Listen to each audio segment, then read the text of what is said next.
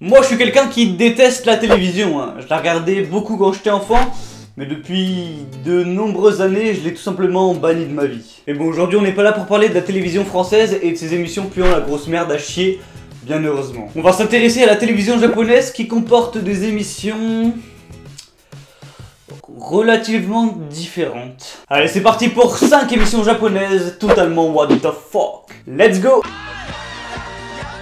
La bibliothèque silencieuse, ou presque. Vous vous rappelez des bibliothèques? Mais si, vous savez, ces endroits conviviaux et apaisants, remplis de livres, vous devriez vous en rappeler, ça existait encore quand on était enfant. Ça existait encore, les bibliothèques. Ah bon? Waouh, aujourd'hui je cache la télé, les livres...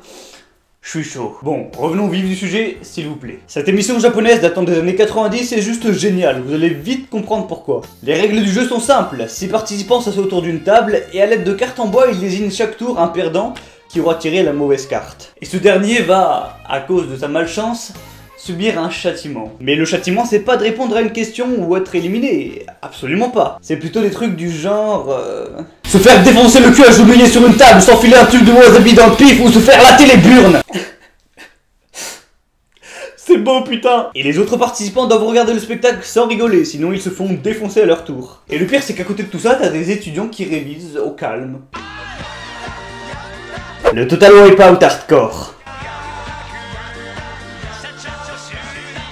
Est-ce que vous connaissez Total Wipeout? C'était une émission américaine traduite en français qui passait sur Gulli dans les années 2010. Et d'ailleurs, peut-être qu'elle passe encore, j'en sais rien, je regarde plus la télé. Et bien l'émission dont je vais vous parler est l'émission dont Total Wipeout s'est inspirée. Et elle est passée au Japon dans les années 80. D'ailleurs, certains d'entre vous la connaissent peut-être car elle est déjà passée sur des chaînes françaises. Takeshi's Castle. Le concept est simple, des participants doivent réussir des épreuves physiques relativement difficiles et lorsqu'ils ne réussissent pas, ils ont généralement le droit à un bain de boue. Et c'est là que c'est intéressant parce que dans Takeshi's Castle, t'as des pétages de gueule. Et c'est plutôt agréable à regarder. Voici mon moment préféré. Un mec doit remonter une pente, mais des énormes rochers sont lâchés devant sa gueule. Je vous rassure, c'est pas des vrais rochers. Faut pas abuser quand même. Du coup, il doit se faufiler dans des petits creux pour ne pas se faire exploser. Et là, il y a carrément un mec qui le pousse pour qu'il se prenne la boule en pleine gueule. Et il se la prend. Attendez, attendez, boum. Bon allez, trêve de plaisanterie, on passe à l'émission suivante. L'étrange bras de fer. Ça nous est tous arrivé de faire un bras de fer pour s'amuser, rigoler, et voir qui est le plus fort. Mais au Japon, ils sont pas comme ça, ils sont moins narcissiques, bien plus matures. Car eux, lorsqu'ils font un bras de fer, celui qui perd, c'est pas celui qui se fait tomber le bras, c'est celui qui pète en premier. Vous l'aurez compris, dans cette émission, les deux joueurs, en plus de faire un bras de fer, doivent s'empêcher de lâcher une caisse, sinon ils perdent automatiquement la partie. Juste avant le duel, on leur a foutu une sorte de gaz dans le cul pour qu'ils aient vraiment envie de se lâcher. Et oui, sinon ce serait trop facile. Waouh, cette vidéo est d'un raffinement, c'est dingue. Le Tetris humain. Vous voyez ce que c'est, Tetris? Bah cette émission c'est Tetris version humain en quelque sorte. Un mur avance devant les participants et ils doivent faire des poses ultra précises pour ne pas se faire pousser. C'est plutôt marrant à regarder, mais par contre s'il y a un truc que j'ai pas compris c'est la couleur de l'eau qui est jaune.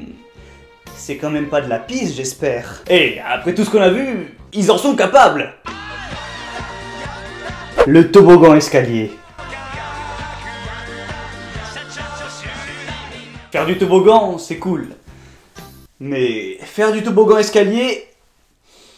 Dans cette émission, des participants essayent de monter un escalier glissant face à une ribambelle d'enculés qui leur balance des bombes à eau, verse des seaux d'eau savonneuse et des sortes de gros trucs en mousse pour les faire tomber. Une fois qu'un participant a réussi à monter, il doit faire tomber la ribambelle d'enculés, puis... Attention car ce qui suit est assez bizarre. Et une sorte de mec attaché sur un lit d'hôpital, et là tous les mecs le prennent comme si c'était une putain de planche de surf, lui montent tous dessus et descendent l'escalier à fond en gueulant. Bon ok, je crois que je vais m'arrêter là, parce que si je continue, je vais sûrement faire une overdose de Japon. Et voilà, c'en est tout pour ces 5 émissions japonaises, juste géniales, quoique un petit peu perturbantes. En tout cas, j'espère que ça vous aura fait marrer, et si c'est le cas, donne-moi un pouce bleu. Oh, donne là. En tout cas, sachez que je ne vous ai pas montré le pire de la télévision japonaise, car en faisant mes recherches, je suis tombé sur des trucs que j'aurais pas forcément eu le droit de vous montrer dans cette vidéo. Des choses sexuelles, tout ça, Bon, si ça vous intéresse, faites vos recherches par vous-même. Avant de partir, n'oubliez pas de me rejoindre sur Facebook et Twitter et de vous abonner à la chaîne. Vous pouvez aussi partager la vidéo autour de vous, ça m'aiderait beaucoup. Et sur ce, c'était Warky, je vous dis bye tout le monde, et geekez bien.